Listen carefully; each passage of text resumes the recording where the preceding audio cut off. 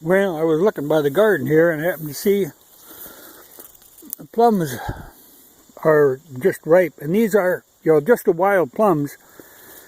But if they get any riper, they will fall right off. And then they lay on the ground. But these are particularly, these wild plums are kind of funny.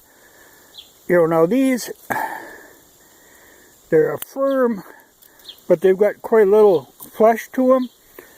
Some of the wild ones are small and hard, there isn't nothing to them, and some of them don't have much flavor, but the particular ones I got growing by the yard here are a good variety. And they've always been here. Like I said, they're just wild plums, but they're pretty good, and I've got, quite a bunch of bushes of them in here. In some years you hardly have any, and in some years they'll be real thick. But there's quite a few of the good ones this year. And right here, this stretch of, it's my fence actually, the grapes, wild grapes took over.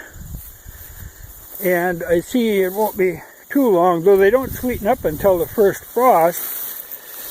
But you can see there's quite a few of those little grapes on. And they're a powerful little grape.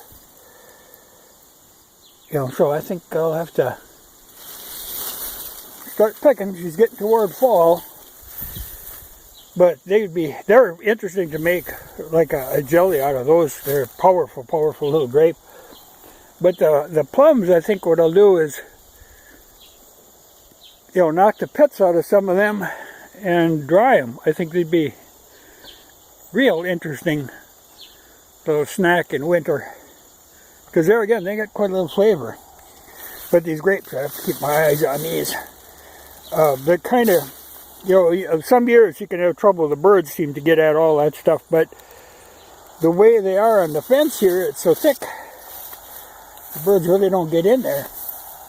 I'd actually like to get these growing along more of the fence, because it makes a nice, like, windbreak even. Of course, it's impossible to fix the fence if it should go down, but that's a fairly new fence, so I don't think I'll have to worry about that for a while. But it makes a nice, property line. But them plums, I gotta do something with them.